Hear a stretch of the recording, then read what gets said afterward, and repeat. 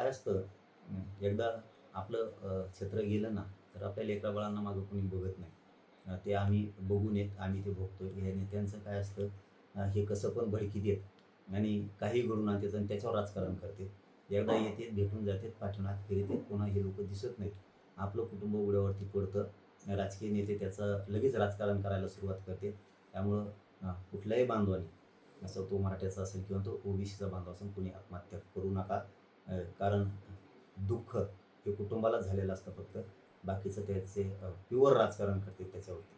आपण त्या गरीब बांधवांच्या कुटुंबाच्या दुःखात आम्ही सहभागी असतो. छगन भुजबळ, मंत्री पंकजा मुंडे, धनंजय मुंडे आज त्या ठिकाणी भेटायला लागणार आहेत सामसांना. ते काय जाते त्यांच्याबद्दल काय जात असेल तर जाते ते. नेतेच काय असतं. यावर भुजबळ राजकारण करतो. ते कशावर करतो आणि त्याच्यावरच करतो.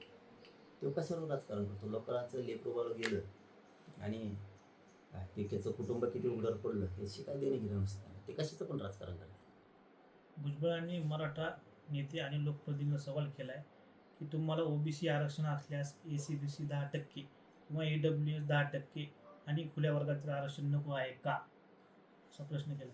हा, मग नेत्याने त्याला उत्तर द्यायला पाहिजे ना. मराठ्यांच्या सगळ्या नेत्याला जर त्यांनी प्रश्न विचारला तर मराठ्यांच्या सगळ्या नेत्यांनी त्याला स्पष्ट सांगितलं पाहिजे, एसी-बीसी 10% आरक्षण आम्हाला पाहिजे, पण ते 50%च्या आत ओबीसी आरक्षणात पाहिजे. हे उत्तर मराठ्यांच्या सगळ्या नेत्याने द्यावं. कारण जी मागास सिद्ध जात झाली, जिला आयोगानं मागास सिद्ध केलंय, ती 10% मराठा समाजाची जात ही 50%च्या आत घ्यावं लागते. असा कायदा मागासवर्ग आयोग, केंद्रीय मागासवर्ग आयोग असं निकष त्याचे आहेत की ती जात मागाससिद्ध असायला लागते. तर मराठा हा 10% मागाससिद्ध आहे. पण जी जात मागाससिद्ध झाली तिला 50%च्या आत ओबीसी आरक्षणात घ्यावं लागतं.